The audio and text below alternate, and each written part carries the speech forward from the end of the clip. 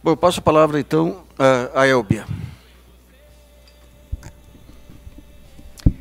Boa tarde a todos. Gostaria de agradecer ao Luiz Nassif pelo convite, cumprimentá-lo por essas discussões que ele tem proporcionado todo ano e nos convida, muito importante para o setor elétrico, muito importante para nós no momento de discussão de energias renováveis. Gostaria de cumprimentar o Leonan, meu amigo de longa data, Márcio Severi, da CPFL, nosso presidente do Conselho de Administração da Beólica também.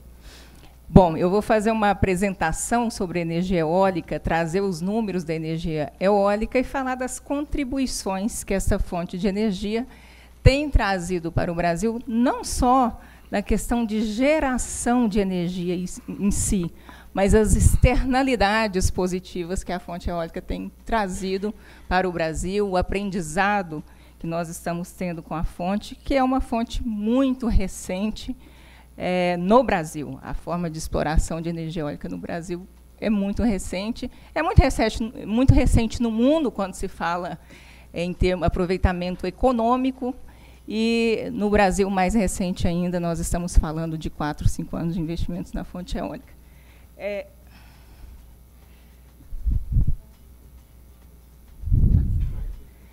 Isso, obrigada.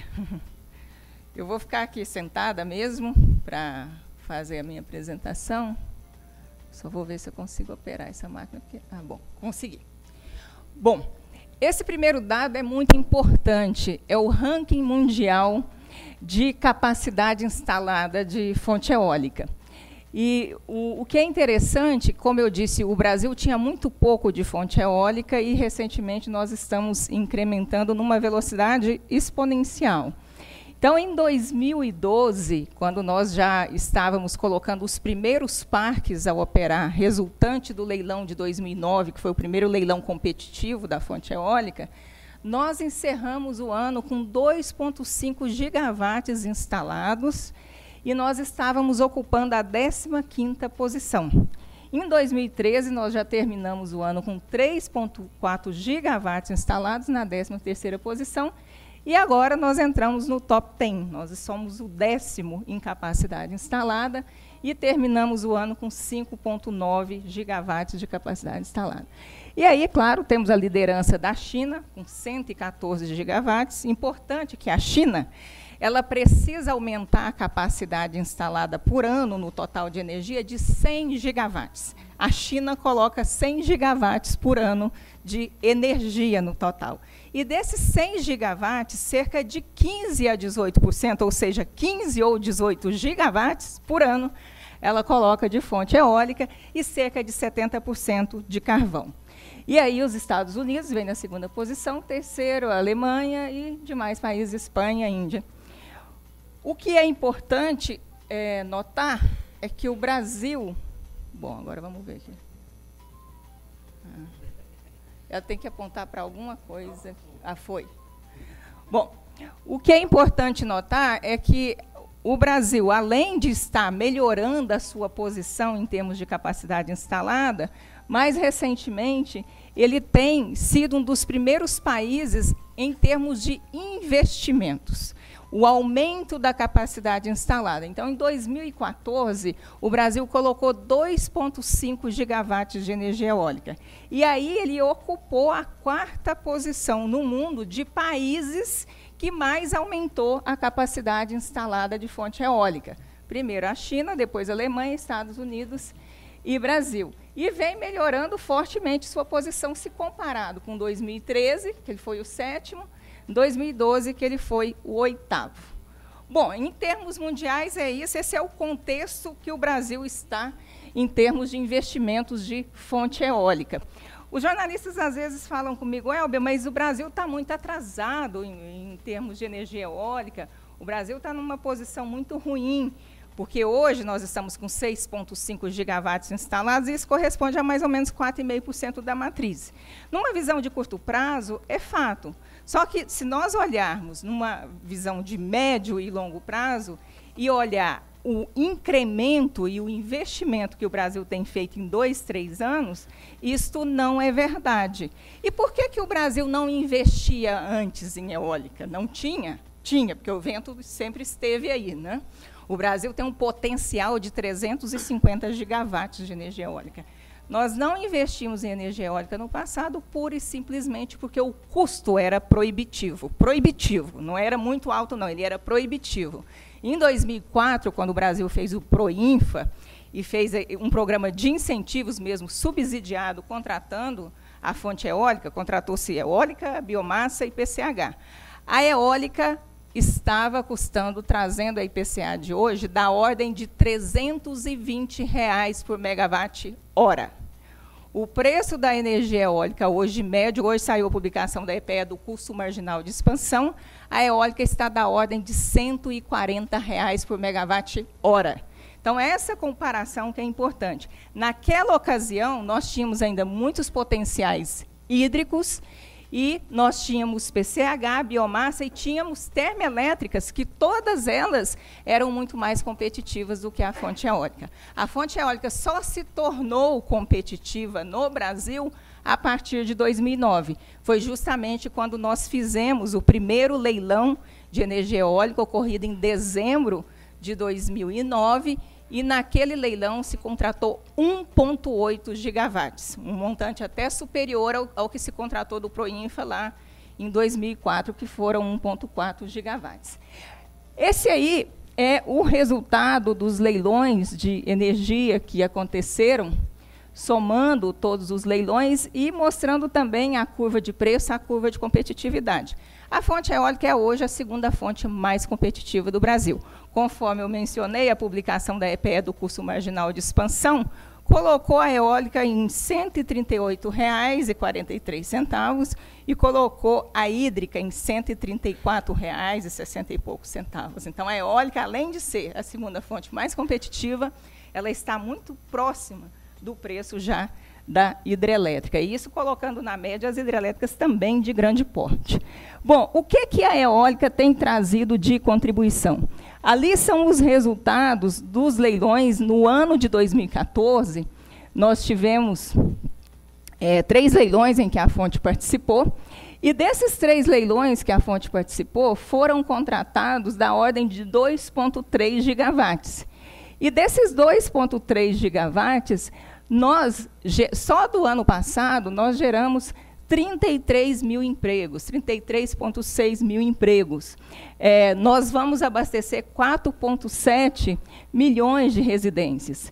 E isso significa mais ou menos 14 milhões de pessoas.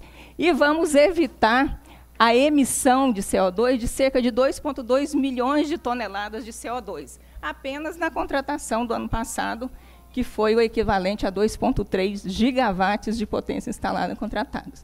E o preço nessa média que eu mencionei. Bom, aí é a curva que mostra que, de fato, a energia eólica está crescendo no Brasil numa velocidade exponencial. E o resultado disso, por conta dos leilões que vieram em 2009, 10, 11, 12, 13, 14, e mais leilões que teremos este ano. Então, ali em 2012, você percebe já um aumento da capacidade instalada, e isso é resultado de 2009, quando aconteceu o primeiro leilão competitivo. E aí, sucessivos leilões em 10, 11, 12 e 13, e de tudo que nós contratamos até 2014, isso é contrato de fato, tá? Não é perspectiva. Nós vamos terminar o ano de 2019 com 16,5 gigawatts. E isso aí já vai corresponder mais ou menos a 8,5% da matriz. Já é um número bem razoável.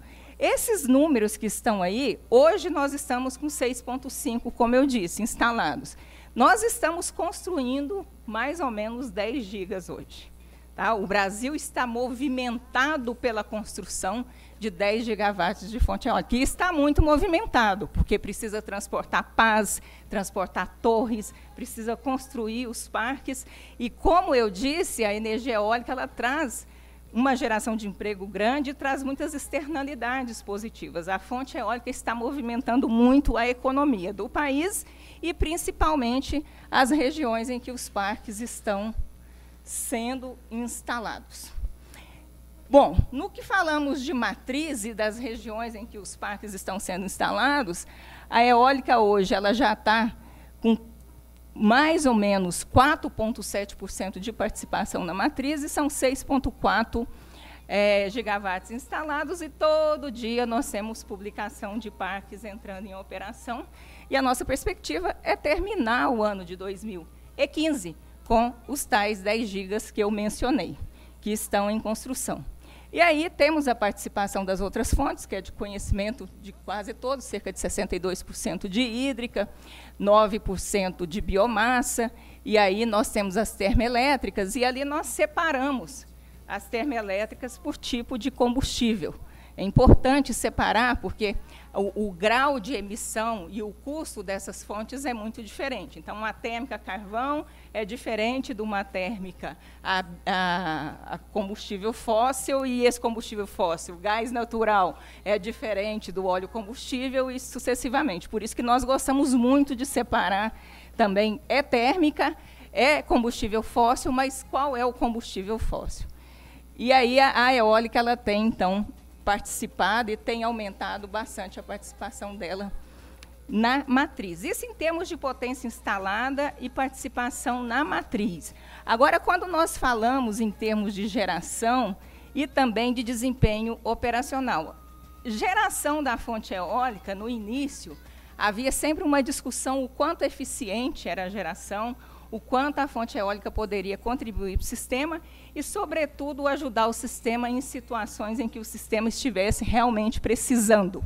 E nós sabemos que o Brasil, desde o final de 2012, mais fortemente em 2013 e principalmente em 2014, está dependendo muito de outras fontes de geração que não seja a hidrelétrica, pelo fato de que nós não estamos conseguindo encher os reservatórios na velocidade e na proporção que nós necessitamos. E aí o Brasil tem precisado de outras fontes de geração. E nisso a eólica tem contribuído bastante. No dia 25 de novembro, ela bateu recorde de geração e chegou a gerar 2,3 gigawatts médios, com aquela capacidade de 5,2, 5,3 que estava instalado naquele período. Então, o desempenho da fonte eólica tem sido muito alto, ela tem gerado bastante, e ela, no próprio subsistema Nordeste, ela chega a ocupar 21%, até 25% do subsistema Nordeste, se olharmos separadamente. Em termos de fator de capacidade, esse é um fator muito importante, e esse fator explica a competitividade da fonte eólica no Brasil. Quando nós fizemos o PROINF, em 2004, nós trabalhamos com um fator de capacidade da ordem de 28%, 28% a 30%, que é a média internacional, principalmente a Europa. E depois, quando nós estávamos com os nossos parques operando, e principalmente a partir dos leilões competitivos de 2009, nós percebemos que o fator de capacidade da fonte eólica no Brasil é muito superior, muito mais alto. Então, os projetos foram para os leilões já com fator de capacidade da ordem de 40%. E em 2012, quando nós fizemos a primeira medição da geração das fontes que disputaram o leilão competitivo, nós separamos o que era competitivo, o que era PROINFA, nós chegamos em 2012 na média de 54% de fator de capacidade. Então, o fator de capacidade alto faz com que o custo de produção seja menor e, portanto, o preço menor. E essa é uma das razões, e talvez a principal delas, que explica a competitividade da fonte eólica no Brasil. E esse é o fator de capacidade durante o ano de 2014. Então, nós temos a cada mês, e aí nós temos o chamado período de safra do vento, porque o vento também tem safra, né? E o que nós sabemos também é que há uma relação inversa da safra do vento com a safra da água, né? No período de seca, temos mais ventos, e no período de chuva, menos ventos. A eólica e a hídrica, elas são fortemente complementares. O grau de complementaridade entre as duas fontes chega a quase 1. Então, essa contribuição também é muito importante, porque quando o Brasil está em seca, precisando de energia, a eólica está lá gerando, e foi isso que aconteceu no último ano. nós economizamos 4,5 bilhões de reais de encargo de serviço de sistema, só com isso que a gente tem instalado. Só esse 4% de eólica na matriz nós estamos contribuindo fortemente. E aí a safra do vento que nós vemos ali a partir de julho, que vai até final de outubro, novembro, nós temos a safra de vento. E nós já chegamos em algumas situações, no caso de 2012, que o fator de capacidade no mês de outubro chegou a 71%, um fator de pico. Bom, e esses são os dados do próprio ONS mostrando o desempenho da fonte eólica e em termos de carga, a energia que chega lá para o consumidor, ela já tem contribuído de 2% a 2,5%, e apesar da participação na matriz de potência ser cerca de 4,5%, 4,7%. Então, o desempenho realmente da fonte eólica está muito próximo de uma hidrelétrica. Bom, e aí, quais as outras questões? Os fatores que a fonte eólica também nós devemos considerar e que eu chamo de externalidades positivas. As contribuições socioeconômicas.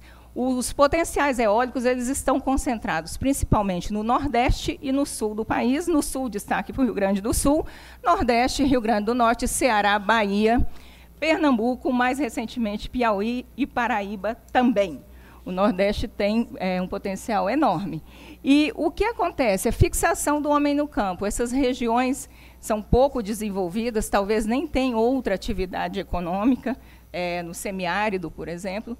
E, pelo fato dos parques eólicos estarem sendo construídos no interior, principalmente desses estados, porque, no passado, quando fizemos o Proinfa, nós tínhamos a ideia de que eólica era só na praia. Então, a nossa imagem de um aerogerador era na beira da praia. E aí nós descobrimos, mais recentemente, que o melhor potencial eólico brasileiro não está na praia. Ele está no interior da Bahia. Lá no interior, lá no centro, e os ventos melhores estão lá. Então, os parques estão agora indo para o interior dos estados, aproveitando esse potencial de vento. Os parques eólicos eles são construídos, geralmente, em pequenas propriedades, em que se arrenda o terreno e faz um contrato de 20 anos. Os pequenos proprietários passam a receber, por 20 anos, uma renda associada a cada aerogerador que está no seu quintal. Então, muitas famílias pobres que precisavam do Bolsa Família, agora estão vivendo da renda do parque eólico. Além deles receberem essa renda, vivendo de vento e de brisa. E eles recebem essa renda, ainda conseguem empregar os filhos nos parques eólicos, e a atividade econômica como um todo da cidade vai se desenvolvendo, o tal chamado efeito multiplicador, que economista gosta tanto, né? Então, o efeito multiplicador que tem ocorrido nessas cidades é impressionante. Então, tem muito ganho, além dos projetos sociais que os próprios parques têm levado, que são projetos importantes que eu vou mostrar para vocês.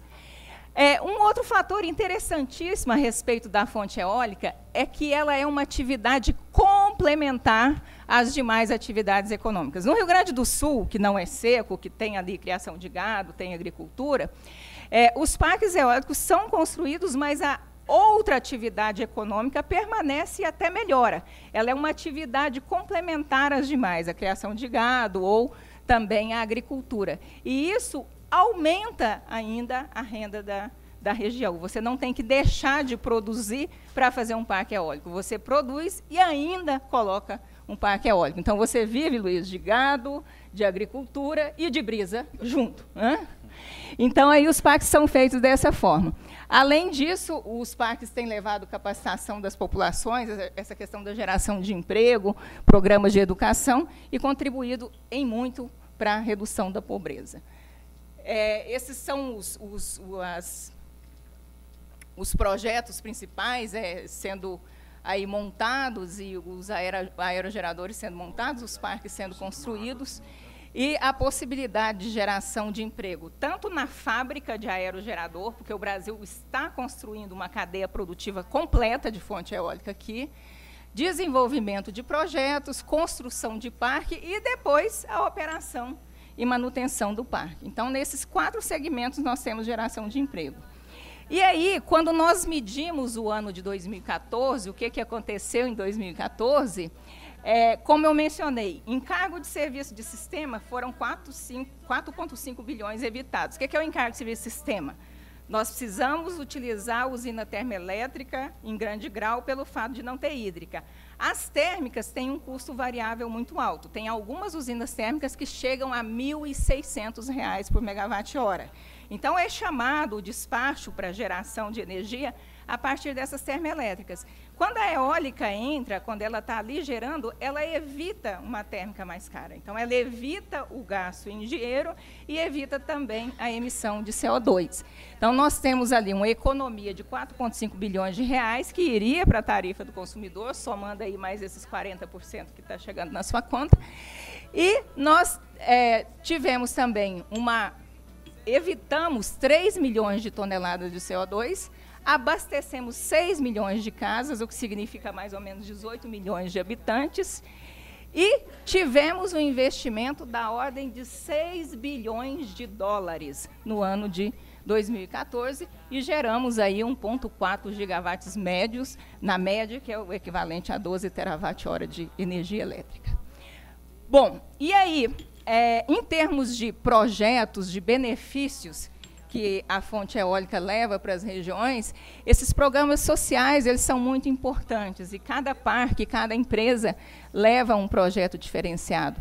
Isso faz parte do contrato com o BNDES e também o próprio desejo das empresas de contribuir para as regiões. Então, nós temos esse exemplo do projeto Raízes, da CPFL Renováveis, no estado do Rio Grande do Norte, na região de Touro, São Miguel do Gostoso, Parazinho e João Câmara. Então, ali tem vários programas de capacitação, tem desenvolvimento de conhecimento ambiental, ações com a população, de conhecimento do que é um parque eólico e também do que é conhecer a questão ambiental e cuidar do meio ambiente, com outros projetos também, e projeto de cultura, educação e lazer. Aqui é um projeto da Ômega Geração, e esse também chama Janela para o Mundo, em que se faz investimento na população, nas crianças, em formação, em hospital. E nós temos um outro projeto interessante, que é o projeto da Alubar, que é também na região do Rio Grande do Norte, que leva também alguns programas para a população. Nesse caso aqui, é um programa que eles levaram para aula de corte e costura para as mães da região. E nós temos um outro projeto que fica no interior da Bahia, na região de Caetité, que é o projeto da Renova Energia, que se chama Projeto Catavento. E ele tem um envolvimento socioeconômico, cultural, patrimonial e de meio ambiente. Então, algumas atividades são atividades econômicas, como as senhoras doceiras, que tem lá na região, elas estão produzindo doces e já estão importando esses doces, aqueles docinhos de compota, produzindo geleia. Tem atividade de corte e costura, tem atividade com as crianças, tem assistência também de médicos e hospitais. Além dos programas de educação ambiental, que todos eles fazem, né? Todas as empresas de eólica fazem o programa de educação ambiental. Bom, esse é o benefício que o parque leva, além da questão da geração de energia em si. Além disso, o setor eólico, junto também com o pessoal da PCH, da Abragel e da biomassa, e também da solar, nós desenvolvemos o selo e o certificado de energia renovável. E o que consiste esse selo? Quem tem um parque, seja eólico, solar, de biomassa ou PCH, e esse parque cumpre lá os requisitos de ambiental, de leis do trabalho, uma série de requisitos, além de ser já uma fonte renovável, que todo mundo sabe, cumprindo esses requisitos, esse parque ganha o certificado de energia renovável. Então, a energia que está ali naquele parque, ela é certificada. Com este certificado em mãos, este gerador, ele é um gerador de energia, ele pode vender essa energia para um consumidor, e o consumidor que comprar essa energia, ele vai ganhar um selo de energia renovável. Ele vai utilizar esse selo no produto dele. Então, as fábricas, as indústrias, os serviços podem contratar essa energia, vão receber esse selo, resultado de um parque certificado, e vão utilizar. Nós temos um exemplo importante, que é o caso da Honda, que ano passado a Honda inaugurou um parque eólico de 29 megawatts na região de Xangri-Lá, no Rio Grande do Sul. Esse parque da Honda foi certificado, recebeu o certificado, e a Honda recebeu o selo de energia renovável. Essa energia da Honda, lá do parque, é para abastecer a fábrica dela aqui em Sumaré. Os veículos que saírem agora, a partir de 2015, da fábrica da Honda de Sumaré, vão receber um selo de energia eólica. Então, se você comprar um carro Honda 2015, vai estar lá escrito selo de energia eólica. Este produto foi produzido com fonte limpa, renovável, foi produzido com fonte eólica. É essa a ideia do selo e certificado de energia renovável. Nós vamos fazer um processo de divulgação maior a partir de agora. Não fizemos antes, ele foi lançado em 2013, porque nós não tínhamos a energia para vender. A gente estava esperando instalar os parques e ter, de fato, energia para vender. Uma vez que agora a gente tem a energia para vender, nós vamos divulgar um pouco mais, porque isso é de muito interesse do consumidor. Qualquer um de nós aqui, que formos ao supermercado, comprar um suco ou uma água, e se o selo de energia renovável estiver lá, com certeza nós vamos dar preferência para esse produto. É essa a ideia do selo e certificado de energia renovável. Ela disse que eu tinha 5 minutos, então provavelmente eu tenho mais ou menos 2. Aqui são os associados da Abeólica. Hoje nós temos 93 associados. A associação, ela tem o objetivo de fomentar a cadeia produtiva da indústria de energia eólica, e cadeia produtiva envolve fabricante de equipamento, fornecedores de serviço, desenvolvedores, donos de parque. Toda a cadeia produtiva está na Abeólica, e a nossa função, objetivo, é fomentar a fonte eólica no Brasil, e trabalhamos 24 horas fazendo isso, muito felizes, porque nós estamos tendo bons resultados. Muito obrigada.